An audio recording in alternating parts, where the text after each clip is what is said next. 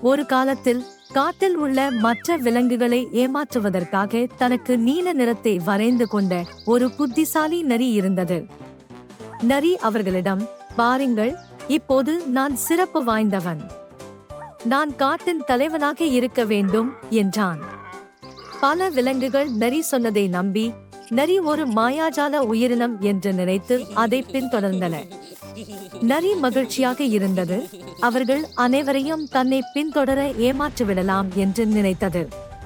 ஆனால் ஒரு நாள் மழை பெய்ய ஆரம்பித்தது. நரியின் மேல் இருந்த நீல நிறம் மறைந்து போக ஆரம்பித்தது. மழை பெய்தவுடன் நரியின் உண்மையான ரோமத்தின் நிறம் தெரிந்தது. விலங்குகள் அவரது உண்மையான நிறத்தை கண்டு தாங்கள் ஏமாற்றப்பட்டதை உணர்ந்தன. அவர்கள் கோபமடைந்து நரியை துரத்துவதை நிறுத்தினர். நரி கையும் களவுமாக பிடிபட்டது. விலங்குகள் எப்போதும் பொய் சொல்ல முடியாது என்பதை உணர்ந்தன. உண்மை எப்போதும் ஒரு நாள் வெளிவரும். ஒரு வெயில் நிறைந்த சிறிய காட்டில் ஒரு நரி வசித்து வந்தது. அது ஒரு பிரபல பாடகராக ஆக வேண்டும் என்று விரும்பியது. ஆனால் அதில் ஒரு சிறிய பிரச்சனை இருந்தது. நரியால் பாட முடியவில்லை. தினமும் காலையில் நரி ஒரு மரத்தின் அடிப்பகுதியில் நின்று சத்தமாக பாடும். நரியின் பாடலை கேட்ட பிறகு பறவைகள் மரங்களிலிருந்து விழுந்தன. அணில்கள் தங்கள் உணவை கீழே போட்டன. ஒரு கரடி தன் காதுகளை கூட மூடிக்கொண்டது.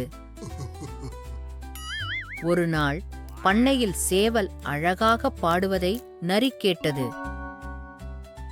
கொக்கரக்கோ கொக்கரக்கோ. விலங்குகள் மகிழ்ச்சியடைந்து கைத்தட்டின. நரிக்கு பொறாமை வந்தது. நரி கத்தியது, நான் சேவல் வேடமிட்டு பண்ணையில் நடக்கும் நிகழ்ச்சியில் பதுங்கிச் செல்வேன் என்றது. நரி சிவப்பு இறகுகளைக் கொண்டு சேவலைப் போல் வேடம் அணிந்து கொட்டகைக்குள் நுழைந்தது. நரி மேடையில் குதித்து சத்தமாக கத்தியது. எல்லா விலங்குகளும் அமைதியாகிவிட்டன. பின்னர் ஒரு சிறிய கோழிக்குஞ்சு, நான் பார்த்ததிலேயே மிகவும் விசித்திரமான கோழி அதுதான் என்று கிசுகிசுத்தது. நரியின் முகம் சிவந்தது. அது மேடையில் சேவல் போல நடக்க முயன்றது. ஆனால் ஒரு வாழைப்பழத்தோல் வழுக்கி வைக்கோல் மேல் விழுந்தது. எல்லா விலங்குகளும் சத்தமாக சிரிக்க ஆரம்பித்தது. நரியும் கூட சிரித்தது. அந்த நாளுக்குப் பிறகு நரி காட்டில் அற்புதமான கதைகளை சொல்பவராக மாறியது. மற்றும் நரி பிரபலமானது.